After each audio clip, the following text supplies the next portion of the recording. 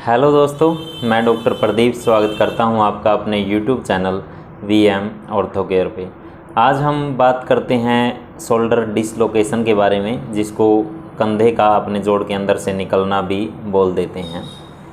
यह समस्या या तो हमारा बहुत ही कोई तगड़ा एक्सीडेंट हो जाता है उस कंडीशन में देखने को मिलती है, या हमारा हाथ कहीं से भी जैसे ज़ोर से लग जाता है, या हम कहीं से गिर जाते हैं, या कोई हमारा जैसे का पहले हमें कोई दिक्कत हुई है और उसके बाद हम अपने शोल्डर को जैसे पीछे की तरफ लेके जाते हैं। जैसे अगर हम अपने शोल्डर को इस ऐसे लेके जाते हैं तो उस कंडीशन में हमारा शोल्डर अपने जोड़ के अंदर से निकल जाता है।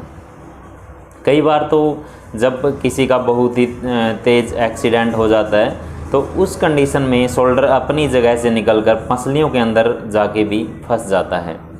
जब शोल्डर पसलियों के अंदर जाके फंस जाता है उस कंडीशन में सबसे पहले तो इसका एक्सरे किया जाता है प्रॉपर तरीके से। अगर एक्सरे में डॉक्टर को लगता है कि ठीक है, अच्छी तरह समझ में आ जाता है, तो उसका उसी हिसाब से ट्रीटमेंट कर देते हैं। वरना इसकी एमआरआई या जो शोल्डर की सीटी स्कैन होती है वो करवाई जाती है, ताकि डॉक्टर प्रॉपर तरीके से इसकी जांच कर सके।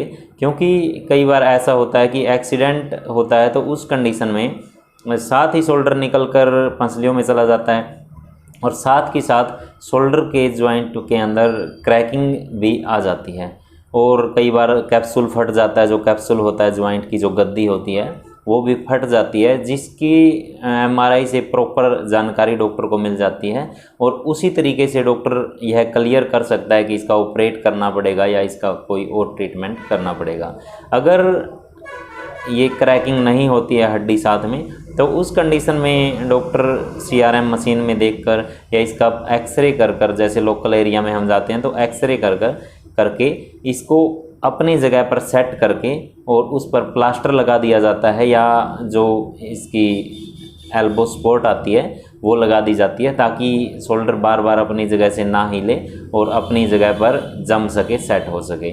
वैसे तो इसका प्रॉपर तरीका यही होता है कि इसको निकाल कर सेट कर इस पर प्लास्टर लगा दिया जाए, ताकि कोई भी व्यक्ति इसका अच्छे तरीके से ध्यान रख सके और बार बार उसको ये समस्या ना आए। यह समस्या मोस्टली जो यंग पेशेंट होते हैं उनको बार बार आने के चांसेस रहते हैं, क्योंकि जब एक बार शोल्डर अपनी जगह से निकल जाता है तो यह लूज़ पड़ जाता है, और यह इतना लूज़ पड़ जाता है कि अगर हम कोई कंकर भी फेंकते हैं तो उस कंडीशन में भी इसके निकलने के चांस बन जाते हैं। कई बार तो जब किसी पेशेंट को ये दिक्कत बार बार आ रही होती है तो उस कंडीशन में इसका एक्सरे करके, जो हमारे पास पेशेंट आते हैं हम उनका एक्सरे करते हैं और उनको प्रॉपर तरीके से जांच करके एक्सरे की, तो या तो इसके अंदर इंजेक्शन लगा देते हैं या इसके ऊपर प्लास्टर लगा देते हैं, ताकि यह बार बार अपनी जगह से ना हिले और अपनी जगह पर जम सके। ये भी एक अच्छा ट्रीटमेंट होता है। या फिर इसका लास्ट ट्रीटमेंट ऑपरेट होता है। ऑपरेशन करके इसका जो इसके लिगामेंट लूज़ पड़ जाते हैं उनको टाइट कर दिया जाता है, ताकि किसी भी व्यक्ति को यह समस्या ना आए। साथ ही साथ जिसको यह दिक्कत आती है उसको काफ़ी चीज़ों का ध्यान रखना होता है कि वो प्रॉपर तरीके से इसको हिलाए ना, हाथ को बार बार ऊपर की तरफ ले जाने की कोशिश ना करें। अगर प्रॉपर तरीके से वो पेशेंट इसका ध्यान रखता है, डॉक्टर की सलाह के अनुसार चलता है, तो वह बहुत ही जल्दी रिकवरी कर लेता है और बहुत ही जल्दी उसका पेन वगैरह बिल्कुल ख़त्म हो जाता है। साथ ही साथ कुछ मेडिसिन भी दी जाती हैं, क्योंकि जब यह अपनी जगह से हिलता है, डिसलोकेट हो जाता है, तो उस कंडीशन में मांस फट जाता है, मसल में भी दिक्कत आती है, अंदर स्वेलिंग बन जाती है।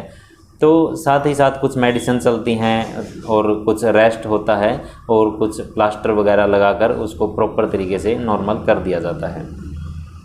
साथ ही साथ जब यह प्लास्टर वगैरह खोल दिया जाता है किसी भी पेशेंट का, तो उस कंडीशन में इसकी फिजियोथेरेपी भी करवाई जाती है। कुछ एक्सरसाइज बताई जाती हैं पेशेंट को करने के लिए, ताकि यह जल्दी से जल्दी जो शोल्डर की मूवमेंट है वो शुरू हो सके और वह व्यक्ति जल्दी से जल्दी अपने काम कर सके।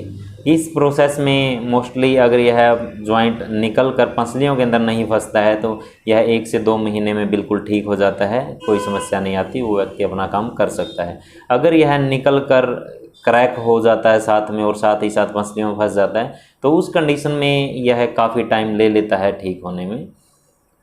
जो हड्डी क्रैक होती है या शोल्डर को निकाल कर अपनी जगह पर सेट कर दिया जाता है, यह तो बहुत ही जल्दी रिकवरी कर लेता है, रिकवरी हो जाती है इसकी, लेकिन इसकी मूवमेंट होने में काफ़ी टाइम लग जाता है। फिजियोथेरेपी करवाते हैं तो और जल्दी ठीक हो जाता है। अगर हम अपने घर पर ही इसकी एक्सरसाइज करते हैं तो उसमें थोड़ा टाइम लगता है, लेकिन ठीक उसमें भी हो जाता है, कोई दिक्कत नहीं आती है। तो आशा करता हूं दोस्तों कि ये जानकारी आपको अच्छी लगी होगी। अगर जानकारी अच्छी लगी हो तो वीडियो को लाइक कीजिए, ज़्यादा से ज़्यादा अपने दोस्तों के साथ शेयर कीजिए और चैनल को सब्सक्राइब कीजिए। Thank you.